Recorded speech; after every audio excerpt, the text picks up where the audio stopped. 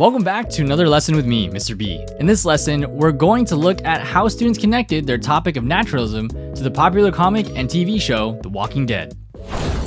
The Walking Dead is a very popular television show during the 2010s about people surviving in a post-apocalyptic zombie world. At the beginning of the apocalypse, most characters still had reasonable morals and values, but as more survivors became zombies, as moss grew on roads and buildings, those morals and values slowly disappeared, just like human civilization. Those who remain constantly give up their own morals and beliefs, just as nature erases entire cities. In addition to an external deterioration of their world, the survivors' humanity also deteriorates internally. They are showing nature's influence not only in the environment, but also in people's minds.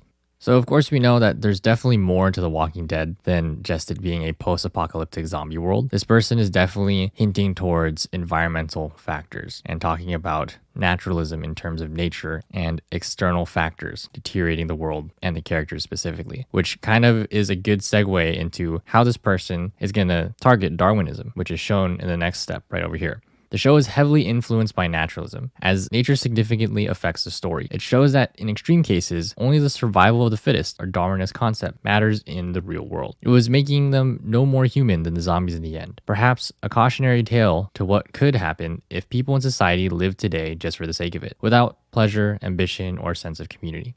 So I definitely think the student could have been more specific about how this survival of the fittest Darwinist concept connects to The Walking Dead, because it's very clear in the show, right? They're literally trying to survive in this post-apocalyptic zombie world. And The Walking Dead itself, there's different camps where humans congregate, and it literally becomes survival of the fittest to collect the most resources, to have the most power. And as we go through the seasons, we see that there's different towns, different cities, how people are running and operating their little societies. And we have travelers, right? Which are kind of our main characters who are trying to make it and survive and thrive in those places. And then eventually you kind of just have this war over resources because everyone's just trying to survive these zombies. Although we know that naturalism is not just about external forces or just focused on the root word nature itself, we also learn that naturalism is about the everyday, right? Capturing and depicting lower class lives or people who aren't of the bourgeoisie or upper classes and upper echelons of society. But just to reiterate, this student is particularly focusing on the environmental and external factors, the survival of the fittest Darwinist concept side of naturalism. And you can do that too. So you want to make sure that whatever context that you're providing is specific to the needs of your analysis.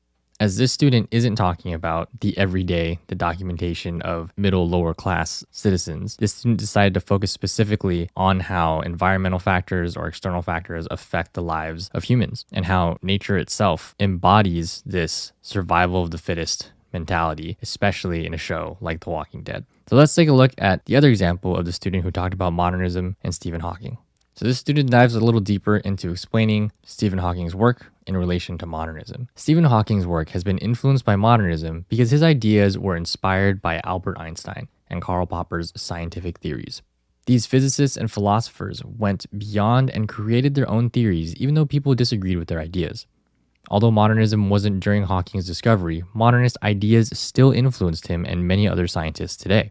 During the 1970s, many scientists were still discovering and trying to comprehend new scientific thoughts about the universe. Many of them were still surrounded by new diverse cultures and identities that were arising during this time. Because these scientists were still trying to learn and accept these new progressive ideas, they needed to leave behind more traditional ideas, which caused some scientists to be biased towards new trends. Scientists were reluctant to believe such ideas because of their own religious beliefs, evolutionary thought like Darwinism, or their own perspectives of the limits of science. So this student is setting up the limitations that were put on Stephen Hawking. So we kind of see some similar themes here with like Puritanism to Enlightenment, right? There's a glass ceiling that scientists and philosophers are putting on advancing science itself. And what this student is doing is giving some context into how scientists, physicists, and philosophers were thinking and trying to discover new things, but some people just couldn't let go of their certain beliefs or previous concepts that were put out by famous theorists like the idea of Darwinism, or, like the student said at the end here, religious beliefs, just limits of science and what we don't know. And so the student expands on this in the next section. Stephen Hawking had a disease called ALS,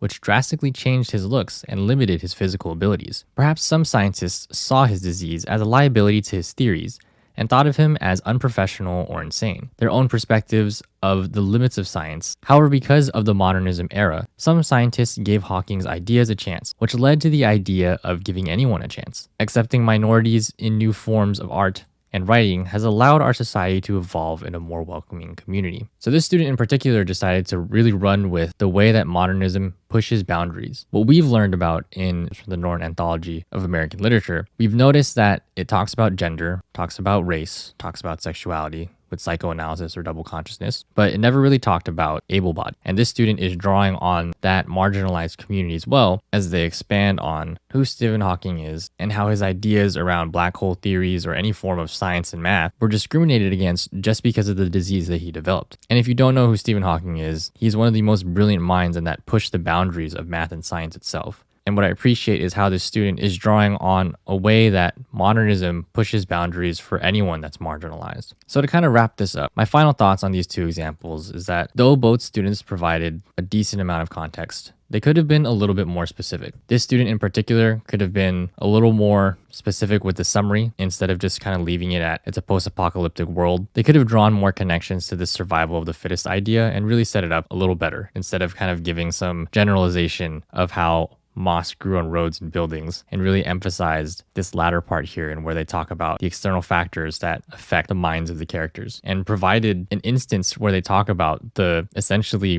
war over resources that happens in The Walking Dead. And that really sheds light on this idea of the survival of the fittest. As for this student, they did give a lot of context. They referenced Stephen Hawking's book earlier on in their introduction, and it would have been nice to maybe see an example from it. If the student had never read the book, that's okay too, but they could have at least provided a direct quote from the synopsis of the book that they found online, or maybe found a resource that really emphasized the struggles that Stephen Hawking had with other scientists and how they wouldn't accept his ideologies just because of his disease. And though this student emphasized Stephen Hawking's actual work, they could have even drawn a connection to the movie that was based on his life, The Theory of Everything. If you've never watched it, go check that movie out, but I think that would have been a great connection here in really representing the struggles that Stephen Hawking had when he was seen as unprofessional or insane just because of his disease.